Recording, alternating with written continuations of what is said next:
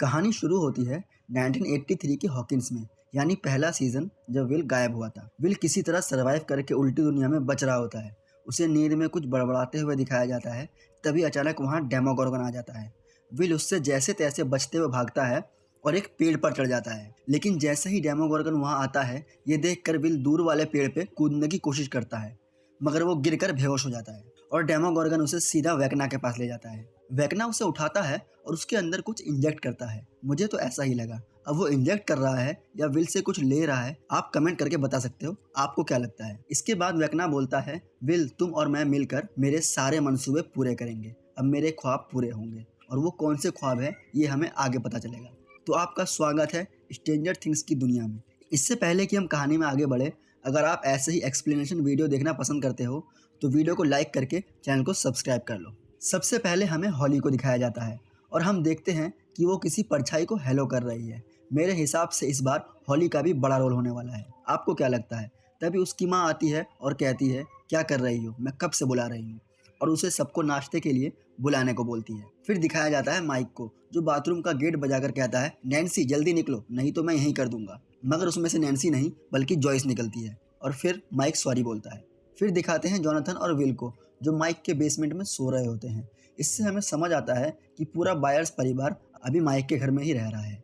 नाश्ते की टेबल की चिक चिक से माइक के पापा को बड़ी दिक्कत होती है, और इतने सारे बर्तनों से माइक की माँ को, मगर वो बेचारे कुछ नहीं बोलते। उसके बाद सब अपने अपने रास्ते निकल जाते हैं और अब एंट्री होती है हमारी रापचिक रॉबिन की, जो अब एक रेडियो जॉकी है। वो दिन की शुरुआत करती है मिलिट्री को तंज मारते हुए, जिसमें वो कहती है, यहाँ बादल दिखे ना दिखे मगर हेलीकॉप्टर जरूर दिखेंगे। फिर वो बताती है उस इंसिडेंट के बारे में जो पिछले सीजन में हुआ था, कैसे धरती फटी और कैसे उस दरार को एक आयरन प्लेट से भर दिया गया, और उसी को हॉकिंस के बच्चे स्लाइडर बना के खेल रहे हैं। रॉबिन का ये रेडियो सब सुन रहे होते हैं और वो बताती है कि आज वो डेट पर जा रही है। फिर अपने डेट के लिए अगला गाना चलाती है, मगर तभी किसी तरह का टेक्निकल ग्लिच आता है और रेडियो काम करना बंद कर देता है। तभी स्टीव कहता है, मैंने कहा था मिलिट्री को उंगली मत करो। रॉबिन जवाब देती है, मैं तो बस तारीफ कर रही थी। स्टीव फिर कहता है, तारीफ की आड़ में ताने मार रही थी। रॉबिन के इस पूरे रेडियो जोक वाले सेगमेंट को सुनना सच में बहुत मजेदार है। मैं पूरा नहीं सुना सकता, इसके लिए आपको नेटफ्लिक्स करना पड़ेगा। उन्हें ऐसा लगता है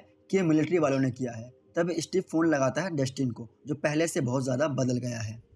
फुल ऑन एटीट्यूड में दिखाया जाता है और एडी को ट्रिब्यूट देते हुए हेयर स्टाइल भी वही रखता है और साथ में हेल फायर क्लब की टी शर्ट भी पहने हुए हैं। अब ये मत कहना कि तुम्हें एडी याद नहीं, सीजन 4 का रॉक स्टार।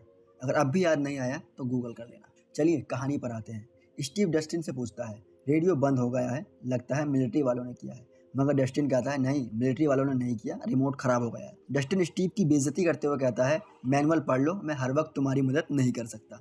स्टीव को गुस्सा आता है और कहता है, साला आकड़ दिखा रहा है, खुद को समझता क्या है। फिर देखते हैं डस्टिन को, जो कि स्कूल में एंट्री लेता है एकदम एटीट्यूड के साथ। सब उसे देखते हैं, मगर तभी उसे परेशान करने कुछ लड़के आते हैं, जो कहते हैं, एडी अब नहीं रहा और हेलफायर भी खत्म हो गया है, तूने गलती की है ये टी शर्ट पहनकर। तभी डस्टिन जवाब देता है, गलती तो तेरे बाप ने की थी उस रात कॉन्डम ना पहनकर, और वो डस्टिन की टी शर्ट फाड़ने लगते हैं। उसी समय एंट्री होती है लुकस की, जो आते ही धमकी देता है, तुझे याद है मेरी बहन ने तेरे गोटे पर मारकर तेरे गोटे सुझा दिए थे, तू पूरे हफ्ते रोया था, लेकिन मैं गोटे सुझाऊंगा नहीं, सिर्फ फोड़ दूं। इतने में वहाँ माइक आ जाता है और कहता है, सोचना क्या है, फोड़ दे, वरना ये अपने जैसे और भी बच्चे पैदा करेगा जो दुनिया में बोझ बनेंगे। और वो वहाँ से चला जाता है। फिर वो लोग डस्टिन को समझाते हैं, फालतू में पंगे मत लिया करो। तभी डस्टिन कहता है, वो एडी को गाली दे रहा था। जवाब में माइक कहता है, एंडी को घंटा फर्क नहीं पड़ता, उस जैसे चूतिया उसे क्या कहते हैं, अगर वो जिंदा होता तो वेगना को ढूंढ के मारने की सोचता। तभी डस्टिन कहता है, तुम्हें क्या लगता है मैं नहीं सोचता। फिर उनके बीच थोड़ी बहस होती है। इसके बाद दिखाते हैं हमारे 11 को,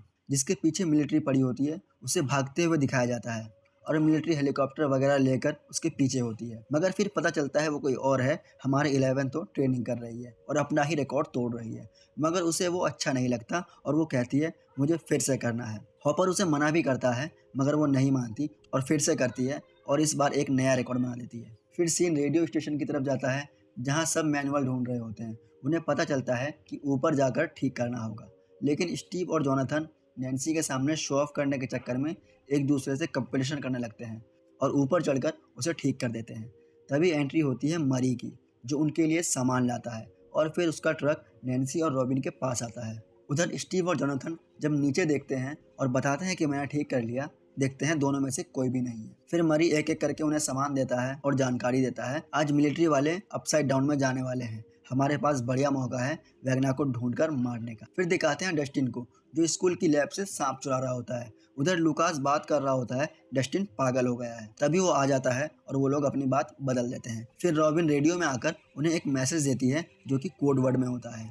वो किसी सिंगर या एक्टर की बायोग्राफी बोल रही होती है, मगर उसके अंदर एक छुपा मैसेज होता है और तुरंत ही वो सबको बताती है कि आज मिलिट्री वाले अपसाइड डाउन वर्ल्ड में जाएंगे और वो सब उसे लिख लेते हैं। इसके बाद सब अपनी अपनी तैयारी में लग जाते हैं। हॉपर, 11 और जॉयस टनल के जरिए आना जाना करते हैं क्योंकि पूरी मिलिट्री 11 को पकड़ने के लिए पीछे पड़ी है। इधर नैन्सी और उसकी टीम पूरा प्लान बनाती है, उधर माइक और उसकी टीम सोचती है कि कैसे क्या करना है, लेकिन उनके मन में बहुत से सवाल है। क्या उनका प्लान काम करेगा या नहीं? क्या वे वेगना को ढूंढ पाएंगे? कहीं ऐसा तो नहीं कि वेगना सच में मर गया है? मगर जो भी हो, सब अपने दिल में डर, गुस्सा और दर्द लेकर तैयार हो जाते हैं। डस्टिन कहता है, मैं वेगना को अपने हाथों से मारूंगा। फिर वो कहते हैं, ये हम एडी के लिए करेंगे। उसी वक्त विल को वेगना वाली गुदगुदी होती है और उसे आसमान घूमता हुआ दिखाई देता है। उन्हें लगता है शायद वेगना पास ही है, मगर वो ठीक हो जाता है और कहता है शायद आज के प्लान को लेकर तनाव में ऐसा हो रहा है, और वो 6 बजे मिलने का प्लान बनाकर चले जाते हैं। उधर हॉली को दिखाया जाता है आसमान घूमने जैसा, मगर असल में वो झूले में घूम रही होती है, उसकी फ्रेंड उसे घुमा रही होती है। तभी वहाँ एरिक आ जाता है और वो उसे ज़ोर ज़ोर से झूले में झुलाने लगता है। उसकी दोस्त उसे गाली देकर भगा देती है।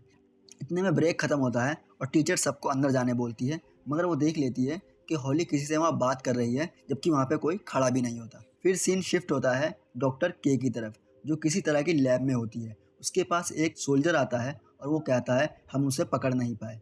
तब वो सोल्जर से नाराज़ होकर कहती है, लोग मर रहे हैं, वो भी मासूम लोग, जल्दी से जल्दी पकड़ो। और फिर हमें दिखाया जाता है कि वो लैब उल्टी दुनिया में है, पूरा का पूरा मिलिट्री बेस होता है। फिर सीन शिफ्ट होता है 11 की तरफ, जो कि हॉपर को मना रही होती है कि मैंने अपना रिकॉर्ड तोड़ दिया है, मुझे नीचे जाना है तुम्हारे साथ। मगर हॉपर बिल्कुल नहीं मानता। हॉपर कहता है कि मैं तुम्हें बिल्कुल भी नीचे नहीं ले जाऊँ, क्योंकि 11 के पीछे पूरी मिलिट्री आर्मी पड़ी है। फिर सीन एंडी की तरफ जाता है, जिसके लॉकर में सांप निकलता है जो डस्टिन ने डाला था, और वो बुरी तरह डर जाता है। सब उसका मजाक उड़ाते हैं क्योंकि वो सांप जहरीला नहीं था। फिर सीन माइक के पास जाता है जो बहन को लेने जाता है, मगर वो बाहर नहीं आती। वो अंदर जाता है और देखता है कि वो कमरे के बाहर बैठी है, और उसकी माँ को भी बुलाया जाता है उसकी शिकायत करने के लिए, क्योंकि उसे खुद से बातें करते हुए देखा गया था। मगर माइक उसे समझाता है और उसे एक खिलौना देता है और कहता है डरना मत, ये तुम्हारी रक्षा करेगा, जो तुम्हारा वो नल्ला वॉटसन दोस्त नहीं कर सकता। फिर सीन शिफ्ट होता है विल और लूकस की तरफ, जहाँ हमें मैक्स को दिखाया जाता है जो कि अभी कोमा में है। विल उसे सब बता रहा है जो भी चल रहा है। उसके बाद विल चला जाता है और लूकास मैक्स का फेवरेट म्यूजिक लगा देता है। फिर दिखाते हैं रॉबिन को, वो आती है अपनी गर्लफ्रेंड से मिलने और विल देख लेता है, मगर वो वहाँ से भाग जाता है।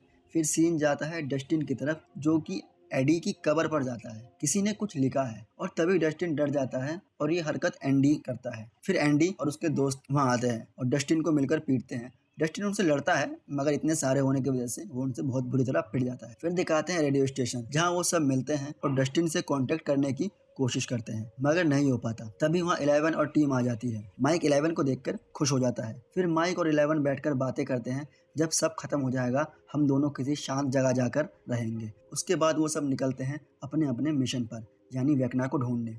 स्टीव को काम मिलता है हॉप को ट्रैक करते हुए उसका पीछा करना, यानी हॉप्स उल्टी दुनिया में जहाँ जहाँ जाएगा स्टीव इस दुनिया में उसका पीछा करेगा। मगर डस्टिन नहीं आता, इसलिए स्टीव बोलता है मैं सिग्नल देखूं या गाड़ी चलाऊं। तो विल बोलता है मैं जाता हूं, मगर उसकी मां नहीं जाने देती और फिर जोनाथन जाता है। इधर हॉप्स मिलिट्री बेस में पहुंच जाता है। माइक और लूकस एक टावर पर उन पर नजर रखते हैं। बेसिकली उनका प्लान होता है कि मिलिट्री ट्रक के अंदर घुसकर उल्टी दुनिया में जाएंगे, और वो कामयाब भी होते हैं। हॉप्स ट्रक में बैठ जाता है और अंदर पहुंच जाता है, मगर तभी अचानक ट्रक रुकता है और सबको लगता है कि हॉप्स को मिलिट्री ने देख लिया। मगर हकीकत ये होती है कि उन पर डेमोगॉर्गन हमला कर देता है। वो एक एक करके सारे सोल्जर्स को मारता है। जिस ट्रक में हॉपर होता है उसके ड्राइवर को भी मार देता है, जिसकी वजह से ट्रक टकराता है, मगर किस्मत से हॉपर बच जाता है। और उसी वक्त विल को भी दौरा पड़ता है। रेडियो स्टेशन का फ्यूज भी उड़ जाता है, विल भी गिर जाता है। उसकी माँ उसे उठाने की कोशिश करती है, मगर वो नहीं उठता। वो डेमोगॉर्गन को किसी की तरफ जाते हुए देखता है और वो विल का घर होता है।